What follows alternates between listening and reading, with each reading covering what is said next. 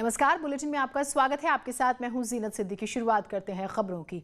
महिला बाल विकास विभाग में टेंडर में गड़बड़ी का मामला और अपर सचिव वी षणमुगम की शिकायत के बीच मंत्री रेखा आर्य ने सीएम त्रिवेंद्र सिंह रावत से मुलाकात की। दोनों नेताओं के बीच करीब 1 घंटे की बातचीत हुई है। मीटिंग के बाद राज्य मंत्री रेखा आर्य ने मुलाकात को सामान्य मुलाकात बताया। हालांकि सचिवालय में उन्हें फाइलों के साथ बुलाया गया था। न्यूज 18 से बातचीत में रेखा आर्य ने कहा है कि मामला सीएम के संज्ञान में है और सीएम ने जांच बिठाई है। इसी वजह से ज्यादा कुछ नहीं कहा जा सकता।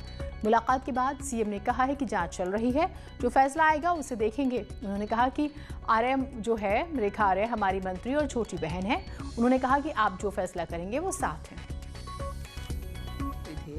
उन्होंने उसका संज्ञान लिया है और संज्ञान लेने के साथ में उन्होंने उसमें जांच बिठाई है। तो मुझे लगता है कि विषय अब जांच के अधीन है और अब उसमें कुछ कहना जो है वो अनुचित होगा। जांच चल रही है, जांच में जो भी फैसला आएगा उसको देखेंगे। और रेखा जी आई थी मेरे पास, वो हमारी मंत्री भी हैं और छोटी बहन भी हैं। वो सामान्यतः मिलने आती रहती हैं। तो उन्होंने अपनी बातें कही हैं और उन्होंने कहा कि अगर किसी तरह की कोई बात है तो हम आपके साथ हैं और जो भी निर्णय आप करेंगे हम उस निर्णय के साथ खड़े रहेंगे। प्रधानमंत्री नरेंद्र मोदी ने नमामि गंगे परियोजना का आज वर्चुअल शुभारंभ किया। नमामि गंगे परियोजना से गंगा की स्वच्छता के लिए हरिद्वार में बनाए गए 68 MLD, 27 MLD, 18 MLD STP plant का ऑनलाइन शुभारंभ किया। साथ ही हरिद्वार के चंदी घाट और नवनिर्मित गंगा अवलोकन केंद्र और रिवर फ्रंट का भी उद्घाटन किया। इस मौके पर केंद्रीय जल शक्ति मंत्री और सूबे के मुख्यमंत्री सीएम त्रिवेंद्र सिंह रावत, कैबिनेट मंत्री सतपाल महाराज, कैबिनेट मंत्री मदन कौशिक और विधायक सुरेश राठौर, आदेश चौहान भी वीसी के जरिए कार्यक्रम में शामिल हुए। 4 धाम की पवित्रता को अपने में समेटे देवभूमि उत्तराखंड की धरा को मेरा आदरपूर्वक नमन। आज मां गंगा की निर्मलता को सुनिश्चित करने वाले 6 बड़े प्रोजेक्ट्स का लोकार्पण किया गया है। में हरिद्वार के जगजीतपुर में 68 MLD, सराय में 18 और 27 MLD के सीवरेज ट्रीटमेंट प्लांट, चंडीघाट में गंगा संग्रहालय और रिवर फ्रंट शामिल हैं। इस दौरान मौजूद पर्यटन व सिंचाई मंत्री सतपाल महाराज और विधायक सुरेश राठौर ने प्रधानमंत्री मोदी का आभार जताया। सतपाल महाराज ने कहा है कि इस प्रोजेक्ट से गंगा निर्मल और अविरल होगी।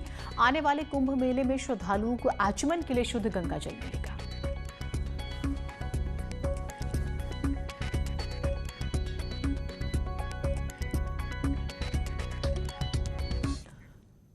उधर गंगा के उद्गम स्थल गंगोत्री उत्तरकाशी के लोगों ने पीएम की इस पहल का स्वागत किया। यहां के लोगों ने पीएम से मांग की है कि गंगा के मायके में गंगा किनारे बसे छोटे छोटे कस्बों में भी इसी तरह सीवर ट्रीटमेंट प्लांट लगाए जाएं ताकि गंगा उद्गम क्षेत्र से ही निर्मल बनी रहे।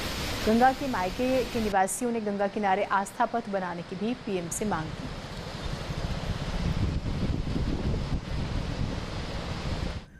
प्रधानमंत्री नरेंद्र मोदी ने कुंभ 2021 के लिए एक बड़ा टारगेट सीएम त्रिवेंद्र को दिया।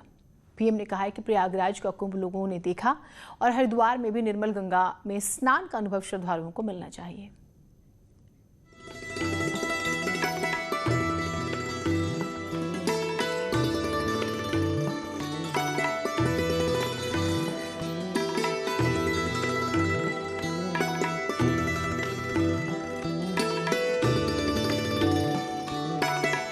महाकुंभ 2021 का आयोजन हरिद्वार में होना है और प्रधानमंत्री नरेंद्र मोदी इस सबसे बड़े अनुष्ठान से दुनिया भर में संदेश देना चाहते हैं कि गौमुख से लेकर हरिद्वार तक गंगा 100% साफ, स्वच्छ और निर्मल हो चुकी है ताकि कुंभ में स्नान करने वाले हर श्रद्धालु को निर्मल गंगा में स्नान का अनुभव मिले। प्रयागराज कुंभ में गंगा जी की निर्मलता को दुनिया भर के श्रद्धालुओं ने अनुभव किया था। अब हरिद्वार कुंभ के दौरान भी पूरी दुनिया को निर्मल गंगा स्नान का अनुभव होने वाला है और उसके लिए लगातार प्रयास चल रहे हैं। साल 2019 में हुए प्रयागराज कुंभ के सफल आयोजन को लेकर योगी सरकार की हर तरफ तारीफ हुई और अब हरिद्वार में सफल आयोजन की चुनौती त्रिवेंद्र रावत सरकार पर है। काम प्रधानमंत्री ने सौंपा है तो केंद्रीय जल शक्ति मंत्री और सीएम त्रिवेंद्र रावत ने भरोसा दिलाया है कि कुंभ में 100% शुद्ध गंगा जल से स्नान भी होगा और आचमन भी। गंगा के उद्गम स्थल से लेकर हरिद्वार तक कुछ एक आध छोटा सा काम अभी बाकी है। कुंभ से पहले मैं आपको विश्वास के साथ में कह सकता हूं कि गंगा नदी का पानी इस पूरे स्ट्रेच में आगामी कुंभ के समय आचमन के योग्य होगा। इसको हम आपके आशीर्वाद से, आपके मार्गदर्शन में सुनिश्चित करेंगे। कि माननीय प्रधानमंत्री जी ने जो संकल्प लिया था गंगा की निर्मलता का, और जब वो बनारस में चुनाव लड़े थे तो उन्होंने कहा था कि माँ गंगा ने मुझे बुलाया है यहाँ से चुनाव लड़ने के लिए। तो आज उनका संकल्प पूरा हुआ है उत्तराखंड में। जो थोड़ा बहुत कमी है उसको हम कुंभ से पहले पूरा कर लेंगे। कोरोना के डर के बावजूद हरिद्वार कुंभ पर नजर दुनिया की होगी और स्वच्छ गंगा का संदेश दुनिया में पहुंचाने का इससे बेहतर मौका हो नहीं सकता। और पीएम मोदी के इसी प्लान के साथ कुंभ को सफल बनाने का काम त्रिवेंद्र सरकार को करना है। न्यूज़ 18 के लिए देहरादून से दीपांकर भट्ट की रिपोर्ट। उत्तराखंड सरकार हर घर नल स्कीम में गरीब परिवारों को 1 रुपए में पानी का कनेक्शन दे रही है, जिसको लेकर प्रधानमंत्री नरेंद्र मोदी ने सीएम त्रिवेंद्र सिंह रावत की तारीफ की। नमामि गंगे प्रोजेक्ट के लोकार्पण के दौरान पीएम मोदी ने कहा कि त्रिवेंद्र रावत की टीम ने एक कदम आगे बढ़कर काम किया है, जिससे खास तौर पर पहाड़ में माताओं और बहनों को बड़ी राहत मिली है। उन्होंने कहा है कि उनके लिए बड़ा सौभाग्य का दिन है। मुख्यमंत्री ने बात कही और खुद प्रधानमंत्री ने नाम लेकर स्कीम की तारीफ की है। देवेंद्र जी और उनकी टीम ने एक कदम आगे बढ़ते हुए सिर्फ 1 रुपये में पानी का कनेक्शन देने का बीड़ा उठाया। मुझे खुशी है कि उत्तराखंड सरकार ने साल 2022 तक ही राज्य के हर घर तक जल पहुंचाने का लक्ष्य रखा। देखिए, मेरे लिए आज बहुत बड़ा सौभाग्य का दिन है कि माननीय प्रधानमंत्री जी ने नाम लेकर के और जो हर घर नल, उसके लिए जिस तरीके से हमने काम किया है, चाहे 1 रुपये में पानी का कनेक्शन देने का निर्णय हो या फिर 3 महीने में जो 50,000 का टारगेट हमने किया था कि 50,000 घरों को हम पानी देंगे, हमने 50,000 से अधिक घरों को पानी देने का काम किया है। उत्तराखंड बायोडायवर्सिटी बोर्ड ने प्राकृतिक संपदा का दोहन कर कारोबार करने वाली 1256 कंपनियों को नोटिस भेजा। नियम है कि ऐसी कंपनियों को बायोडायवर्सिटी बोर्ड में रजिस्ट्रेशन कराना होता है और साल भर के अपने कुल टर्नओवर का कुछ हिस्सा जो है उन क्षेत्रों के विकास के लिए देना होता है। लेकिन बोर्ड में अभी तक सिर्फ 80 कंपनियों ने ही रजिस्ट्रेशन कराया है। आज हुई बोर्ड बैठक में कई बड़े प्रस्ताव भी पास किए गए। प्रदेश में संकटग्रस्त वनस्पतियों, जीवों की सूची बनाने का फैसला लिया गया।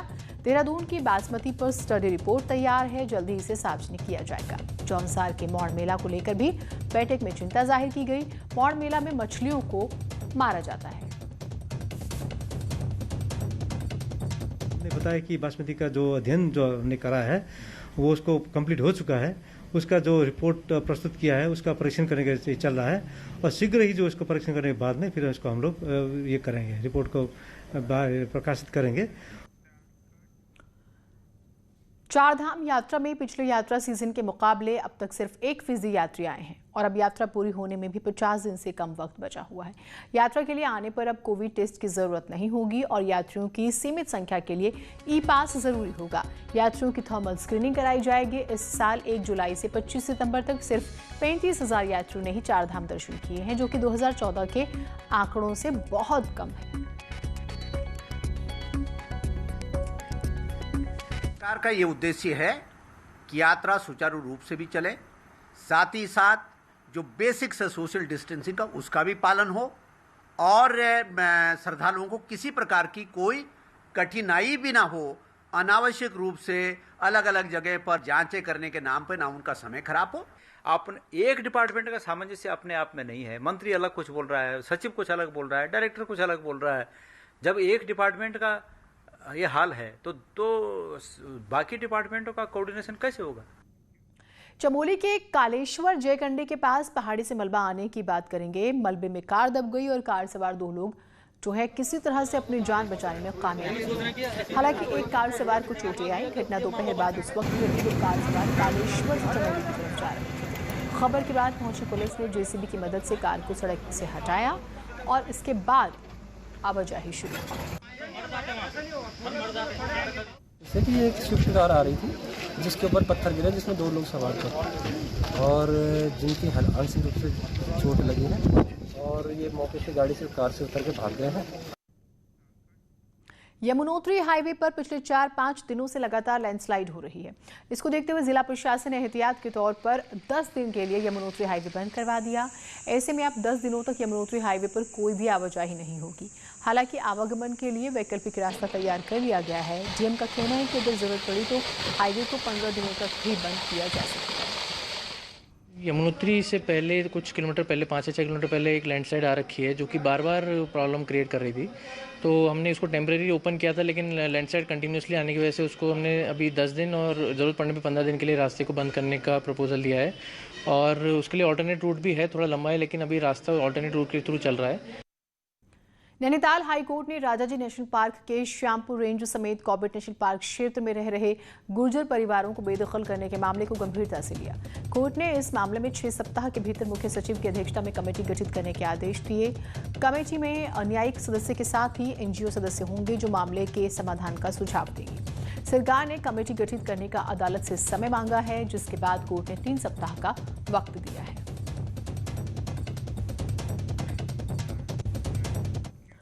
और अब बात हरिद्वार में बढ़ते अपराध की करते हैं। जाने माने त्वचा रोग विशेषज्ञों और महिला अस्पताल के पूर्व सीएमएस डॉक्टर एचके सिंह के घर पर कई लोगों ने हमला कर दिया। लाठी डंडों से लैस भीड़ ने डॉक्टर के भतीजे दिनेश प्रताप सिंह को खूब पीटा। बताया जा रहा है कि दिनेश की सड़क पर शराब पी रहे कुछ लोगों से कहासुनी हुई थी, जिसके बाद वो लोग उसका पीछा करते हुए पहुंचते हैं और फिर सीसीटीवी फुटेज इस पूरी घटना का सामने आया, जिसमें भीड़ दिनेश सिंह को मारने के लिए दौड़ रही है। फिलहाल मामला दर्ज कर लिया गया है, जांच शुरू कर दी गई है।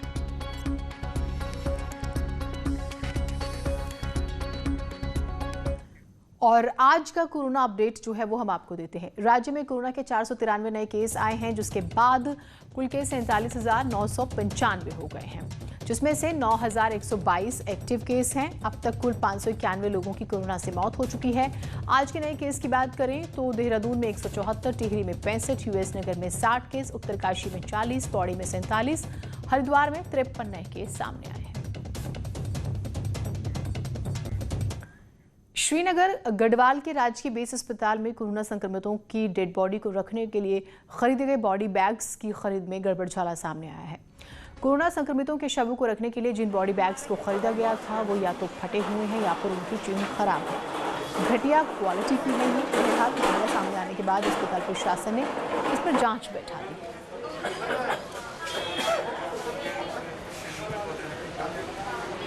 कुछ बैग में शिकायत आई है, सभी में तो नहीं आई, कुछों में शिकायत आई है कि वो चेन खराब हो गई, तो फिर भी हमने मतलब उस पर एक कमेटी बनाई है जो उसकी जांच कर रही है और कोशिश कर रहे हैं कि और अच्छी क्वालिटी के बैग मंगाएं हम। लॉकडाउन की वजह से उत्तराखंड में नेपाल बॉर्डर से सिटी मंडियों का कारोबार पूरी तरह से चौपट हो गया। असल में 275 किलोमीटर के इंटरनेशनल बॉर्डर पर दोनों मुल्कों का कारोबार एक दूसरे पर टिका हुआ है, लेकिन बीते 6 महीने से भारत नेपाल के बीच किसी भी तरह की आवाजाही नहीं हो पाई। व्यापार जो है इस तरह से बर्बाद हुआ, व्यापारी प्रभावित हुए।